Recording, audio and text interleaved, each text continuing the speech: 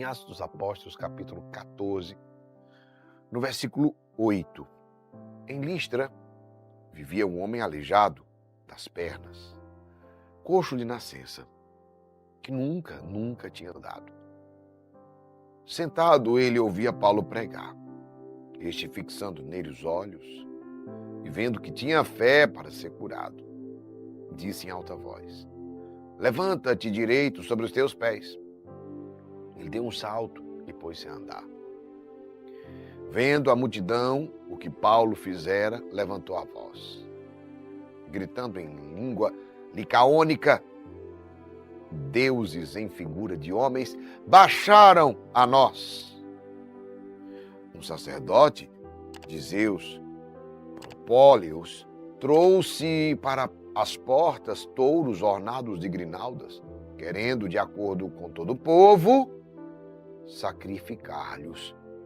Palavra do Senhor. Graças a Deus. Meus irmãos, minhas irmãs, preste atenção nessa palavra. Uma coisa que eu quero dizer para você: quando você estiver realizando o seu propósito, eu quero que nesse ano, eu quero motivar você, esse ano é o ano de viver o propósito. Esse é o ano de ser fiel aos princípios. Esse é o ano de começar assim, sabe, firme no propósito. Não comece o ano perdido. Tem muita gente que é assim, vai patinando. Tem até um ditado muito ruim que diz que no Brasil o ano só começa depois do carnaval. Que o seu não seja assim. Que o seu ano comece. Já deveria ter começado, mas se não começou, ainda comece. Que o seu foco de viver o seu propósito, de cumprir a sua missão, de realizar coisas novas, porque quem quer ter novos resultados precisa ter novas atitudes. Agora, na hora que você estiver realizando o seu propósito, você vai ver o que vai acontecer. O que é, Geraldinho? Vão te elogiar. É inevitável. Vão te bajular, vão te presentear, vão fazer um monte de coisa. Na hora que você estiver cumprindo o seu propósito, vai começar. Todo mundo. Não se encante com isso. Por quê? Vou te dizer, meu irmão, minha irmã, perceba. Paulo está lá, em Listra, não é?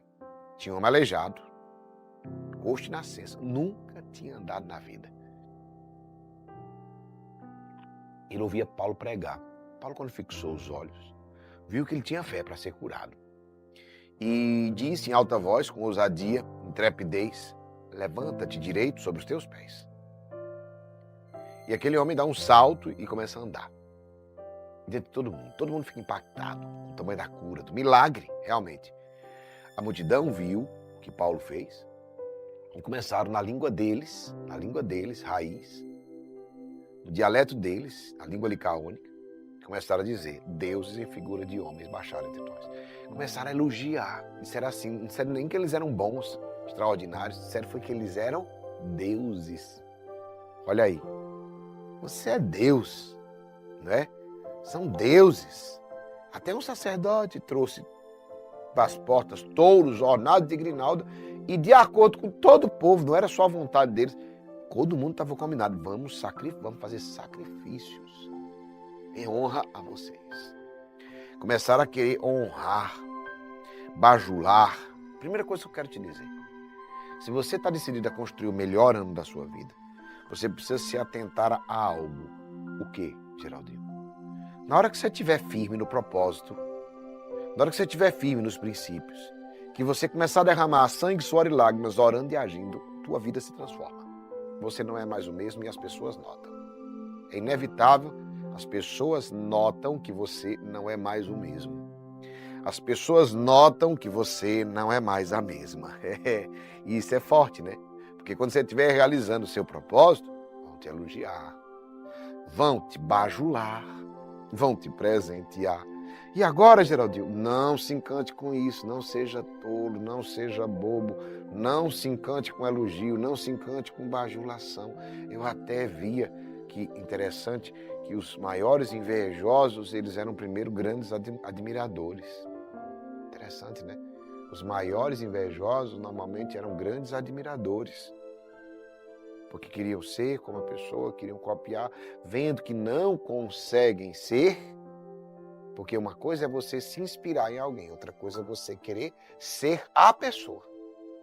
E você não vai conseguir ser a pessoa. Você pode até ser melhor do que ela, mas não vai conseguir ser ela. Vendo que não consegue, daquilo se torna inveja. Da admiração Então, saiba de uma coisa, todo invejoso ele é primeiro seu fã, viu? Ele pode não dizer, ele pode inclusive para o público falar mal, mas no privado ele sabe para onde você vai, o que você fez, sabe de tudo, porque ele te admira, ele te segue. Tudo passa. Lembre-se disso. Situações maravilhosas passam. Situações terríveis passam. Eu preciso entender que nos extremos da vida, do topo da montanha e do fundo do abismo, isso passa. Por isso que eu falo que a vida não é topo de montanha nem fundo de abismo. A vida é o quê que eu digo? Uma espiral. É um subir e descer.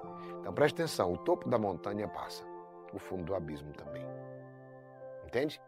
A parte de cima passa e a parte de baixo também. E vai e vem. Então, é fluxo. No fluxo da vida é assim que acontece. Então, eu sempre digo assim, e eu quero dizer para você hoje, não se encante, não se envaideça quando te elogiarem, quando te bajularem, quando te presentearem. Mas também não se intimide quando te vaiarem, quando te perseguirem, quando te apedrejarem. E o que eu faço? Faço o que tem que ser feito. Continue firme no seu propósito. Continue cumprindo a sua missão. Pegou essa palavra? Continue cumprindo a sua missão. Tudo passa.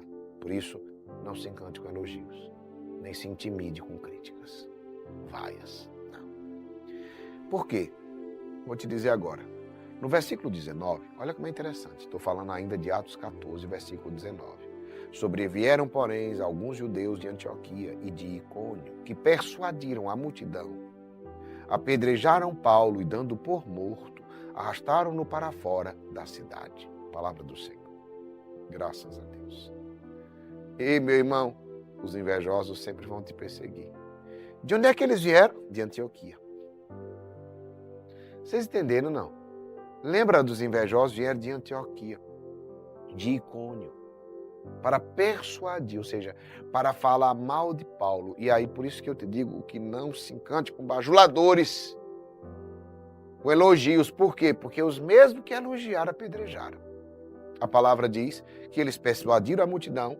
E o que a multidão estava querendo fazer? Gente, a multidão estava dizendo que eles eram deuses, queriam sacrificar em comum acordo touros, em homenagem, em honra a Paulo. E agora? Agora, quando chegaram os que falam mal, lembra do ponto que eu disse? Os bajuladores, os elogios. Então, são vizinhos, viu? Vou te dizer, esse negócio de quem bajula e de quem persegue são quase as mesmas pessoas. Por isso que a gente não dá muita trela pra gente que é bajulador. Não confie em gente bajuladora. Tem gente que fica adulando, bajulando, não confie. Vou dizer pra você quer saber, não confie. Não confie em gente que bajula. Confie em gente correta. Entendeu? Gente correta. Gente correta é, se você fez certo, parabéns. Se você fez errado, você precisa mudar. Não confie em amigos que são desse jeito. Seria assim, porque são meus cúmplices. Cúmplices a gente tem de bandido. Isso é coisa de crime. Amigo não tem cúmplice. Amigo tem amigo. A palavra não fala, são cúmplices. Não. Quem encontrou amigo, encontrou um tesouro. Um amigo é um tesouro, não é cúmplice de nada. Pelo contrário, se ele é seu amigo de verdade, ele jamais seria seu cúmplice. Ele seria um que ia, inclusive, se começar um tempo de atrito com você. Se você está errado, ele não ia deixar você no erro. Não. Se é amigo de verdade, ele ia ficar batalhando por você. Não se perca, não. Você está errado, fulano. Pode ficar com raiva de mim, mas eu não vou apoiar o seu erro. Um amigo de verdade faz isso. Então não confie em amigo que apoia tudo, inclusive as suas coisas erradas. Não confie em gente que é bajuladora. Não. Confie em gente correta. Sim, não. Perceba que os invejosos, eles têm uma intenção, destruir. Vieram de Antioquia, vieram persuadir, vieram falar mal de Paulo e os mesmos que elogiaram, apedrejaram. Porque é isso que a gente não confia em bajulador. Porque o mesmo que aplaude é o mesmo que vaia. Lembrem-se que quando Jesus chegou no domingo de Ramos, que nós celebramos como domingo de Ramos, a entrada de Jesus em Jerusalém, o povo, hosana ao filho de Davi.